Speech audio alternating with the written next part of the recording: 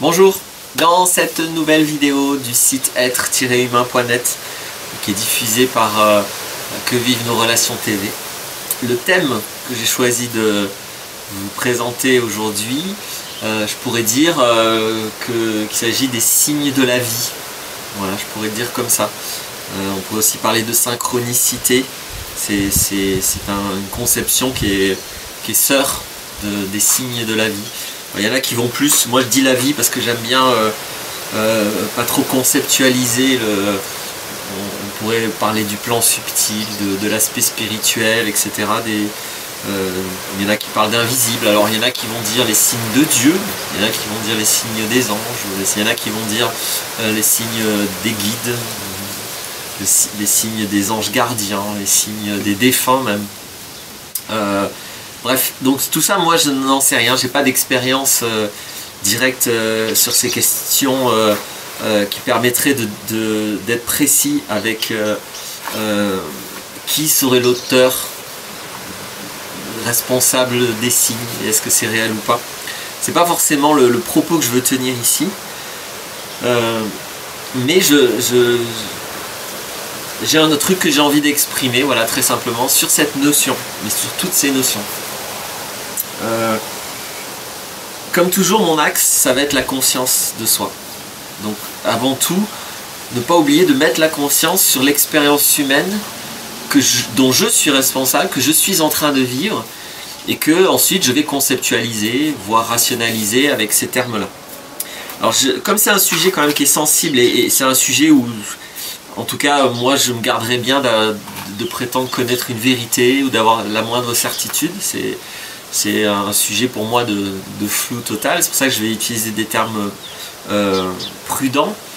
J'espère aussi que je vais arriver à m'exprimer sans froisser la moindre croyance. Dans tous les cas, ça n'est pas mon intention.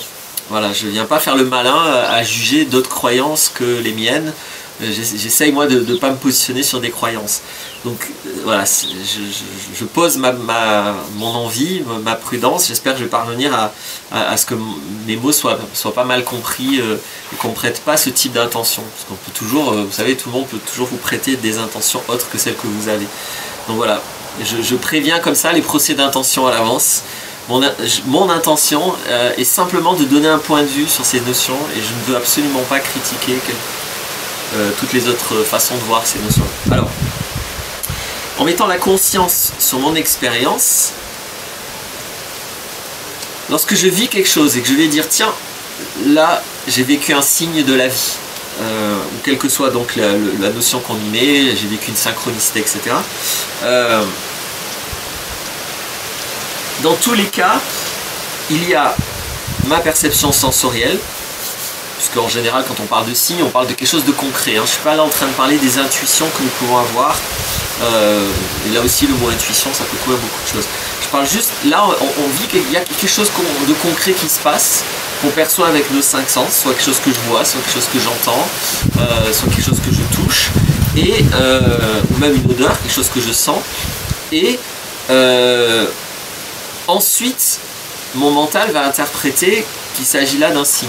Quand je dis ça, c'est pas péjoratif. Des fois, pour beaucoup de personnes, dès qu'on parle de mental, c'est péjoratif. Pour moi, ça ne l'est pas. C'est juste de la conscience de base que dès qu'il y a un concept, il y a forcément du mental, c'est pas autrement.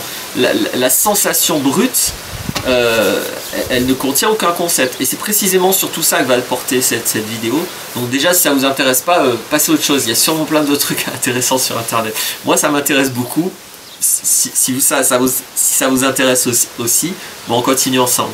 Donc, bien sûr qu'il y a forcément un mouvement de mon mental qui va décider à la fois que quelque chose est un signe, mais surtout, qui va décider de quel signe il s'agit. Alors, je vais prendre un exemple que j'ai trouvé magnifique. J'ai demandé l'autorisation, donc c'est à Stéphane, c'est un témoignage de Stéphane que j'ai lu et que j'ai trouvé génial, et j'ai demandé est-ce que je peux utiliser ton exemple pour parler de ça, parce que je ne trouverais pas meilleur exemple. Donc son témoignage est le suivant. Il est en train de s'installer à la fois dans une nouvelle vie et dans un nouveau lieu, et le jour de son installation, il y a une pluie assez forte apparemment, qui va jusqu'à perturber le trajet qu'il doit faire pour se rendre sur place. La route habituelle est coupée, il y a tellement d'eau qu'il y a un pont qui est coupé, donc il ne peut pas se rendre dans son nouveau lieu par le chemin habituel, il est obligé de faire un énorme détour par la montagne, etc. Il manque de peu de se retrouver complètement bloqué, parce qu'il y a un autre pont qui était au bord apparemment, si j'ai compris, d'être bloqué aussi. Mais cette fois il arrive à passer, il arrive à se rendre à son lieu. Et donc voilà, quelque chose, ça c'est du concret, les faits c'est ça. Derrière, on peut vivre ça de plein de manières. On peut juste rien y voir. Ce que Stéphane a vu, lui, c'est un signe super positif, super encourageant. Parce qu'en fait, il s'installe dans un oasis et qui était à sec. Et donc cette eau importante, à l'instant où lui s'installe, vient remplir l'oasis. Donc pour lui, c'est un signe super positif, comme un encouragement de la vie, un signe... Et regarde, voilà ce que je fais pour toi quand tu arrives. Enfin, bon, là, c'est pas lui qui dit ça, hein, c'est moi qui... En tout cas, il l'interprète comme ça. Et du coup, c'est encourageant, etc. Donc voilà. Vous percevez bien que si je prends cet exemple, c'est que je peux très bien imaginer qu'une autre personne aurait interprété ce signe comme très négatif. Je peux très bien imaginer que si lui, il n'avait pas eu, ne serait-ce que la conscience, au lieu de juger la pluie, ce que beaucoup d'entre nous faisons, que c'est peut-être pas pour son point de vue à lui humain, mais pour le point de vue de l'oasis et de l'environnement dans lequel il va vivre, c'est quelque chose de super positif, c'est quelque chose de riche, c'est quelque chose même d'important, même de vital. Donc c'est sa conscience élargie de la situation qui lui a permis de voir, enfin moi je le vois comme ça, qui lui a permis de voir ce qu'il y a de positif, d'utile, de riche, de fabuleux dans cette circonstance. Il aurait pu se cantonner à juger à la fois la pluie, il aurait pu se cantonner à juger le fait que ça a été un obstacle pour lui, il a dû faire tout un détour, il a failli pas y arriver, oh là là, mauvais présage, on parle aussi de présage du coup, donc il aurait pu tout aussi bien interpréter ça comme un mauvais présage. Donc ce qui m'intéresse moi là-dedans, c'est absolument pas de déterminer laquelle des deux interprétations serait la bonne. Ça n'a aucun espèce d'intérêt de mon point de vue personnel. Ce qui m'intéresse beaucoup, encore une fois, toujours pareil dans mes vidéos, c'est la conscience. Donc, dans tous les cas, à partir du moment où il y a un fait, perçu sensoriellement, puis une interprétation, c'est moi qui est responsable de cette interprétation. Et soit j'interprète quelque chose consciemment, soit de toute façon je l'interprète, mais il est possible que je l'interprète inconsciemment. Je peux vivre que c'est pas un signe, ou je peux vivre que c'est un signe, un mauvais présage. Et j'en reste là et j'en suis sûr. Et je peux vivre que c'est un signe absolument génial et que c'est fabuleux, et j'en reste là et j'en suis sûr. Et il n'y a aucun problème avec ces trois façons de vivre les choses. Pour autant, il y a une quatrième possibilité, c'est d'avoir conscience que c'est moi qui donne un sens à la chose. Et du coup, ça m'intéresse beaucoup parce que étant donné que l'interprétation que nous faisons des choses, surtout quand nous y mettons l'interprétation du signe, parce que c'est déjà une première interprétation, là il y a une double interprétation. Un, j'interprète qu'il y a là un signe, peu importe de quoi, de qui, et deuxièmement, voici quel est le signe. Donc, quel est le message? Il y a deux interprétations. Si j'ai conscience de ça, et si j'ai conscience que évidemment ça va être très très important pour le reste de ce que je vais vivre par rapport à cette expérience, si je le pense positivement comme un bon présage, un accueil, mais je vais être fabuleusement heureux d'être là et tout va bien se passer, ça va participer à ce que ça se passe le mieux possible pour moi. Si je le prends comme un mauvais présage, un truc qui va me porter malheur et tout, ça va commencer à mal se passer pour moi. Donc quand j'ai conscience de cet ensemble, je vais assumer la responsabilité que j'ai à interpréter quelque chose, et du coup, je vais consciemment donner un sens aux choses. Pour moi, la position la plus consciencieuse, je pourrais dire la plus sage, mais dans d'autres vidéos, vous avez vu que j'aime pas trop cette notion de sagesse. Consciencieuse, ça dit bien ce que je veux dire, c'est celle qui choisit consciemment, c'est celle qui dit je sais que c'est moi qui donne un sens, et je le donne parce que de toute façon, je vais donner un sens. On ne peut pas ne pas donner un sens aux choses. En permanence, on va donner un sens aux choses. C'est soit on le fait inconsciemment, soit on le fait consciemment. Et la grande différence entre la personne qui gagne une liberté d'être, une liberté de se positionner dans la vie, dans tout ce qui se passe, que ce soit le fait d'humain, que ce soit le fait de circonstances où les humains ne sont pas impliqués, ou que ce soit peut-être le fait de choses plus subtiles, plus invisibles, plus spirituelles, etc. Dans tous les cas, je vais interpréter. Et donc, c'est important que je prenne cette responsabilité.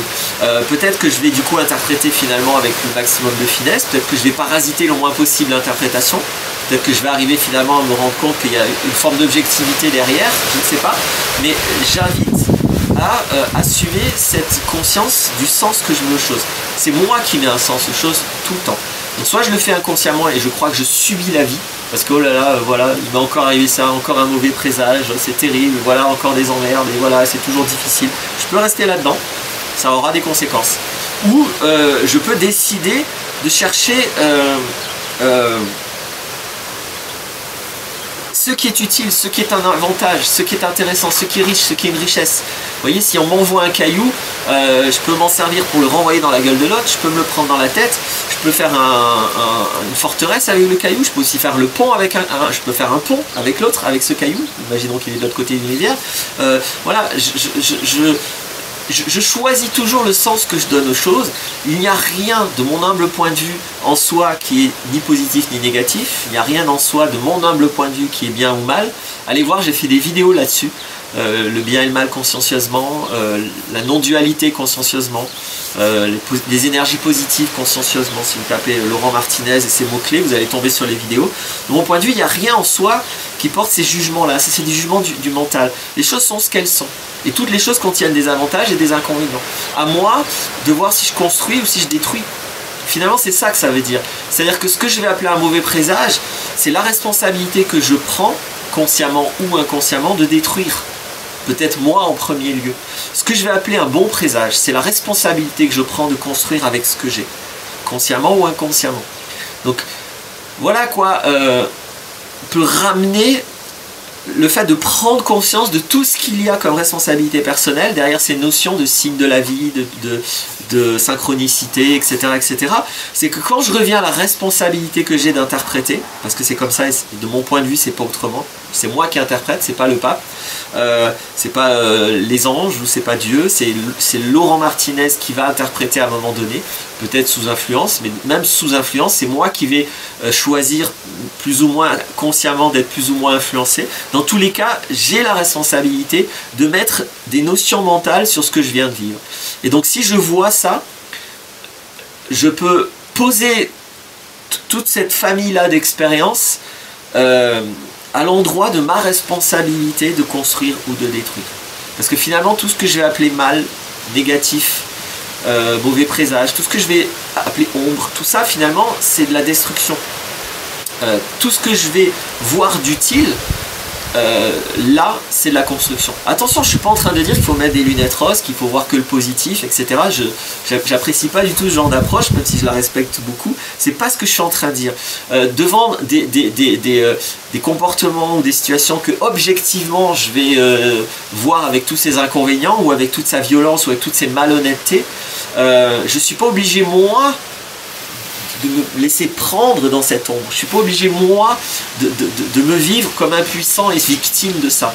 Je peux dire, oui, il y a de la violence, oui, il y a de la manipulation. Et ben moi, devant ça, je vais exister avec mes valeurs, je vais exister avec ma constructivité. Donc attention, dans tous les cas, quand je prends la responsabilité de mon interprétation, ceci a un deuxième effet, c'est l'effet qui se coule, c'est que je ne fais pas qu'interpréter. Après l'interprétation, il va y avoir des actions de ma part, ou des réactions si vous allez regarder la vidéo précédente.